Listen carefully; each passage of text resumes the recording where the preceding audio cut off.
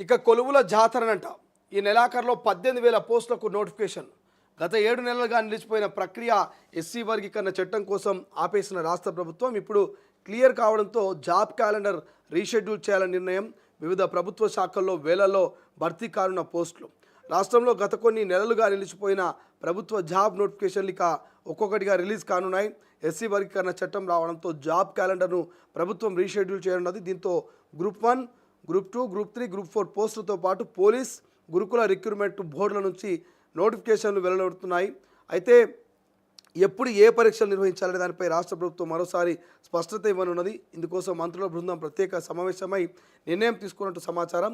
రాష్ట్ర ప్రభుత్వం 2024-25 కోసం ప్రకటించిన జాబ్ క్యాలెండర్లో మొత్తం 20 నోటిఫికేషన్లు జారీ చేయాలని ప్రణాళిక వేసింది. అయితే సుప్రీంకోర్టు 2024 ఆగస్టు 1 నాటికి తీర్పు తర్వాత షెడ్యూల్ కులాలు అంటే ఎస్సీ వర్గీకరణ ఉపవర్గీకరణ ప్రక్రియ పూర్తయ్యే వరకు కొత్త జాబ్ నోటిఫికేషన్లు నిలిపివేసినట్టుగా ప్రభుత్వం ప్రకటించింది.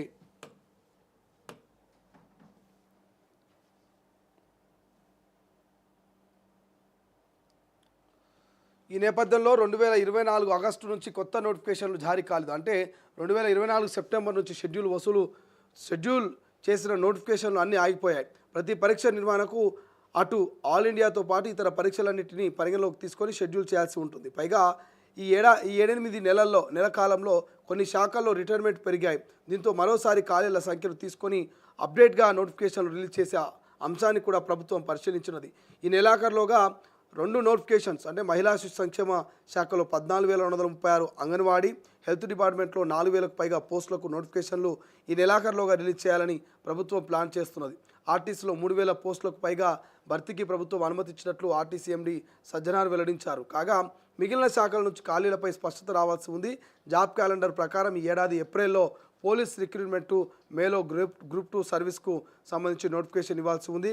గ్రూప్ 3 నోటిఫికేషన్ కూడా జూలైలో రావాల్సి ఉన్నది. ఫిబ్రవరిలో forest beat officer notification schedule చేయగా ఎస్సీ వర్గీకరణ కోసం నిలిపేశారు. గురుకుల ఉద్యోగాలు, సింగరేణి కాలరీసు, ఇంజనీరింగ్ పోస్టులు నోటిఫికేషన్లు కూడా నిలిచిపోయాయి. వీటన్నిటిపై ప్రభుత్వం మరోసారి రివ్యూ చేసి జాబ్ క్యాలెండర్ను రీషెడ్యూల్ చేయనున్నది. ఎస్సీ వర్గీకరణ ప్రకారం రోస్టర్ ఫిక్స్ చేసి నోటిఫికేషన్లు ఇవ్వనున్నట్టుగా తెలుస్తూ ఉన్నది. సో ఇది ఓవరాల్గా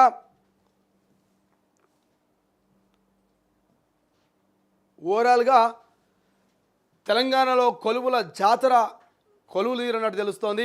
మొన్నటి వరకు షెడ్యూల్ చేసినటువంటి ఉద్యోగ నోటిఫికేషన్లు అన్నీ కూడా రీషెడ్యూల్ కాబోతున్నాయి. మరి కారణం ఏంటంటే తెలంగాణ రాష్ట్ర ప్రభుత్వం ఎస్సీ వర్గీకరణను నిన్న అమలు చేసింది. రాష్ట్ర వ్యాప్తంగా నిన్నటి నుంచి ఎస్సీ వర్గీకరణ అమల్లోకి వస్తుందంటూ అఫీషియల్గా చెప్పినటువంటి పరిస్థితి, అఫీషియల్గా జియో విడుదల చేసినటువంటి పరిస్థితి. కాబట్టి సో ఈ కొలువుల జాతర ఉండబోతుంది. కొలువుల జాతరకు మరి తెలంగాణ యువకులు సిద్ధంగా ఉండాలని రాష్ట్ర ప్రభుత్వం ఇప్పటికే చెప్పకని చెప్తా ఉంది. కాబట్టి సో ఈ మొన్నటి వరకు ఉన్నటువంటి షెడ్యూల్ అంతా రీషెడ్యూల్ అవుతుందట.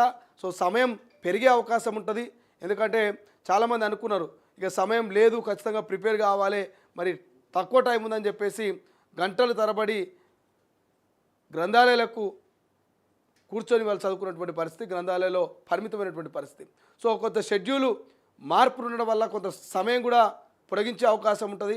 సో ఎస్సీ వర్గీకరణ అమలు కోసము దాదాపు 7 నెలల నుంచి ఎటువంటి నోటిఫికేషన్ ఇవ్వకుండా ఆపిరనేది చర్చ జరుగుతూ ఉంది. కాంగ్రెస్ ప్రభుత్వం కూడా అదే చెప్తా ఉంది. సో ఇప్పుడు వచ్చేటువంటి 20,000 ఉద్యోగాలతో ఎస్సీ వర్గీకరణ అమలుతో నిజంగానే బడుగు బలహీన వర్గాలకు ఇది చాలా మేలు చేస్తూ ఉంది. కాబట్టి ఇక నిరుద్యోగ యువకులంతా కూడా సిద్ధం కావాలి.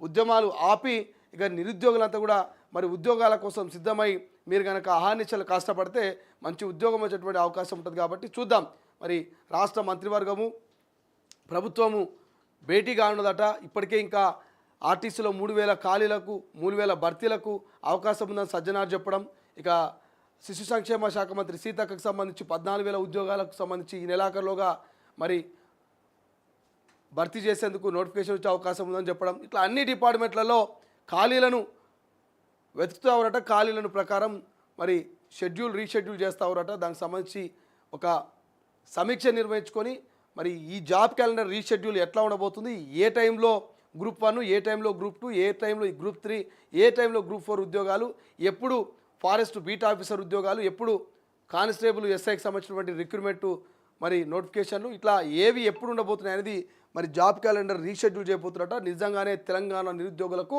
ఇదొక కొలువుల జాతర అని చెప్పాలి. మరి ఈ జాతరలో ఎంతమంది ఉద్యోగాలు సొంతం చేసుకుంటారు, మరి ఈ జాతరలో జల్లెడ పడితే ఎంతమందికి ఉద్యోగాలు వస్తాయి, ఎంతమందికి రావనేది భవిష్యత్తులో చూడాల్సినటువంటి అవసరం ఉంది. బట్ ఏదేమైనా శుభ పరిణామం అని చెప్పుకోవచ్చు, శుభవార్త అని చెప్పుకోవచ్చు. రైట్, ఇక కార్ డోర్లు లాక్ అంట, ఊపిరాడక ఇద్దరు చిన్నారులు మృతి, ఆడుకుంటూ కారెక్కిన పిల్లలు గమనించని కుటుంబ సభ్యులు. రంగారెడ్డి జిల్లా దామరగిద్దలో విషాదం అంట. తన్మయ్ శ్రీ అభినయం శ్రీ అంట. పాపం ఇద్దరు పిల్లలు చనిపోయారట.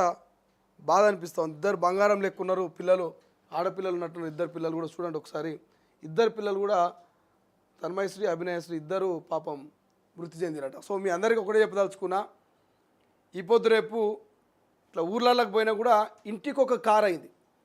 ఊళ్ళో పెద్ద మనుషులు అంటుంటారు, జేబులో అగ్గిపెట్టి లెక్క ఇంటి ముంగలో కార్ అయిందే, ఇది ఎక్కడ కథ, వెనకడికి ఇట్లా లేకుండే, ఏడికి పోవాలన్నా ఎడ్ల బండి మీద పోయేది, ఏడికి పోవాలన్నా